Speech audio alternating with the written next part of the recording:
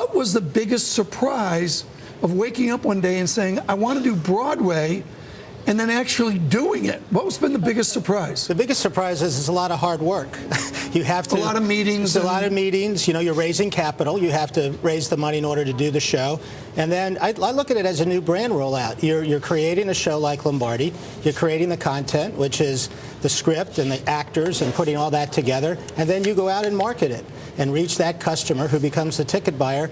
And then the word of mouth is really your trial and repeat customer. Lombardi, we know the book, and you know, those of us that are older remember that aura. I remember Super Bowl I, Max McGee in the end zone catching the ball. So many ways to go here. What was the distinction of the script development to make this thing happen? We really wanted to show, you know, we came out of 2008 with that terrible financial crisis. Everyone was looking for a shortcut, you know, sort of the quick fix. And we thought Lombardi's story, how he taught his players about teamwork, you know, his own story. He was 45 before he ever went to Green Bay. He was a high school coach. This is great. Assistant coach. On the edge of Robert Frost, a failure at 40. Yeah, exactly. And it wasn't about, you know, any shortcut to get there. Dedication, hard work, discipline, teaching, and everyone working together to one goal. And as you know, he won 5 championships in 7 years in the first 2 Super Bowls. When you look at the response to the play, what have Broadway people said about a marketing beer kind of guy coming on? I mean, it is a success. There's Spider-Man. I mean, what do you think about Spider-Man? We're going to talk to Jeremy Gerard, folks, about this in a bit, our Broadway expert. Nobody's gotten hurt doing Lombardi? No, and I have a very smart partner, Fran Kermser, who came from the theater and artistic world, and I think together we had someone from the arts, someone from sort of a corporate marketing world, and we sort of worked very well as a team. I'm sure there were many people watching to see if a sports play, if a play about Lombardi would work. Like a lot of new brands, will it work? Will it be successful? And we're very proud with our cast and the story that was written by Eric Simonson that we're still on Broadway here in January. That was a nice shameless plug. I mean, there's no question about it. I just heard a shameless plug from Tony here about the writers. Judith Light, I just saw up on our video here. She's got that January Jones thing looking. Was there like a Madman tie-in here? Well, you know, it's the play set in 1965. You know, Dan Lauria, who plays Vince Lombardi, is like Vince Lombardi has come out from the grave. Scary. It's very scary. And Judith Light wins over the audience every night as Marie Lombardi. And Susan Lombardi, the daughter, who was there on opening night, just sort of hugged Judith and said, "You are my mom." So it's a great testament for what Judith and what Dan and our whole cast does every night. Let's switch gears here. Years you were with Anheuser-Busch and just the whole marketing and all that. I want to bring up this chart, folks. You know, media, what do you do with charts? Look at this. I'll have a Sam Adams. You can see it down here. Tony, you look down here. I'll have a Sam Adams. Okay, Boston Beer Company. Holy mackerel. What a chart. I mean, that's just remarkable. You look at the success of football this season, the success of the sports that you worked in so much. Has it surprised you? Like, it's almost like a renewed new for sports. Has that surprised you?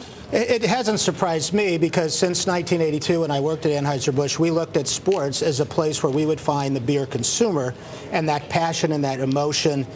From the local sports standpoint, you're following your team, your dedication, and then, of course, on the national level with something like the Super Bowl. And in all this world, as we sit here at Bloomberg headquarters and technology and the digital space and satellite television, and one day we all, as a country, come together, 150 million people, outside all the clutter, sit down and watch the Super Bowl.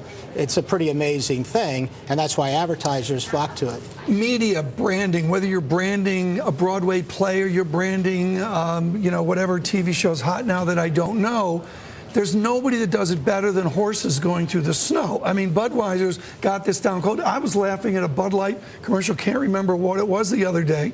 But, I mean, there's a sense of branding and humor in that. What does branding mean to you? Branding means to me, it's presenting the image of the brand that you want to represent to the customer. It's tradition, it's smarts, it's intelligence, it's relevance, it's contemporary. It's shameless plug. It's swag. Make a banner, Sarah. Branding. It means swag. It means swag. No question about it. And it's getting your name out in front of the customer. But then once it's out there, it has to deliver. It has to deliver every day.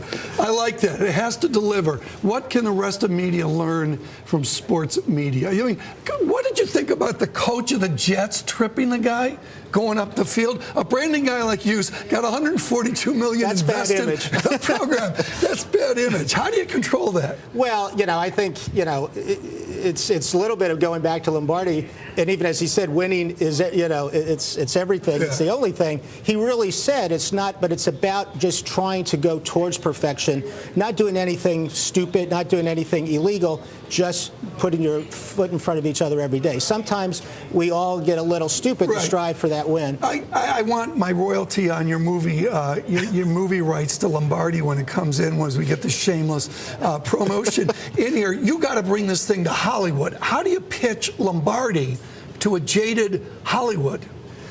Well, the first step is for them to see the story that we've told and understand it's a very credible story. There are people who have tried to do a Lombardi movie for many, many years and haven't pulled it together because it's all about the script. What is the story you're going to tell? We think we have a wonderful story that really captures everything about the man. But then they take it, Master and Commander, Patrick O'Brien, Russell Crowe.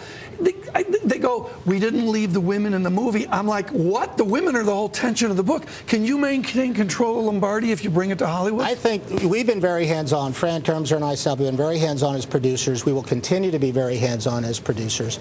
Women come out of our show every night saying, I didn't know about Lombardi. I don't really like football, but boy, did I relate to Judith Light and that Marie Lombardi, Very cool. Because they were corporate spouses back then. Right. They were told that they had to go and their spouse was transferred. It's all about everyone working together. Jets Patriots this weekend. Who do you like? Well, since Tom Brady came to our show and was very gracious, This is great.